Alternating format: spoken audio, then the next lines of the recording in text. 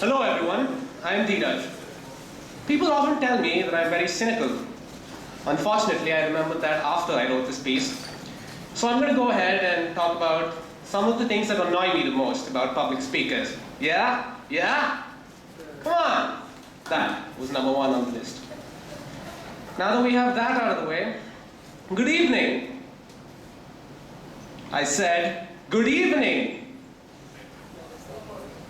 Come on, is that all you got? We've all run into people who do that. Our own professors do it every day in class. Midway, he realizes that people are not attentive in his class, so he says, are you with me? You back there, are you with me? Yes, I'm with you, go on. It's his job to make the speech interesting. Apart from nagging you to do something you don't want to, he's blaming you for not being excited about something as stupid as his initial greeting. I mean, does the pizza guy come up to you and say, I'm sorry, sir, the pizza boxes are empty. The pizza needs to come from inside you. Does he go on to complain about how you're not excited at all about the pizza that he didn't bring? Acrostics, on the other hand, are a fun way of getting the audience excited. And when I say excited, I mean bored to shit. Acrostics were a great idea once, but like all other things, they stopped making sense once people started overusing them. Like, for example, back in school, we had this amazing awareness program called Think Smart. SMART, S for stay off drugs. M for make good choices. A for alcohol, don't have any. R for remember to drive safe.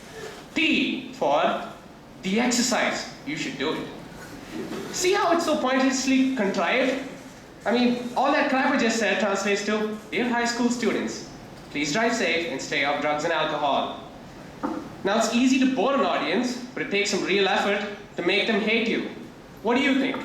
Should high school kids stay off alcohol? Of course, it's obvious, but no. Speakers have to ask you all these no-brainers. Do you know all of the numbers between 1 and 1,000? Which one of you has ever owned a computer? And sometimes, they have to phrase it like it's a question of the century. Should we? Or should we not? Kick a homeless guy in the nuts and leave us out to rot.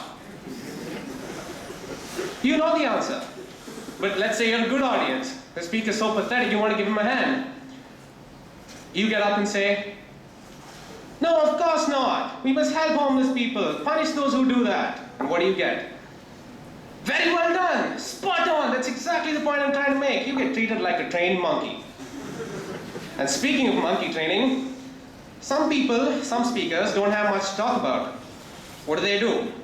They try to keep the audience attentive with card tricks or puppets or musical performances.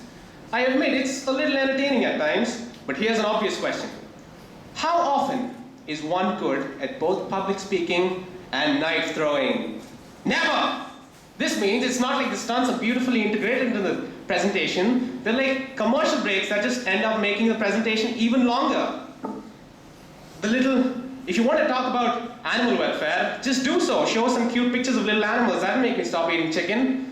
But the little 1, 2, 3, 4, 5, we will not harm animals. That doesn't really help. That's just gonna make us remember that you were a dumb speaker. Also, I can't believe I just said that. Now I am no pro speaker, so I checked online and apparently it's a good thing to probably end one's speech on a positive note.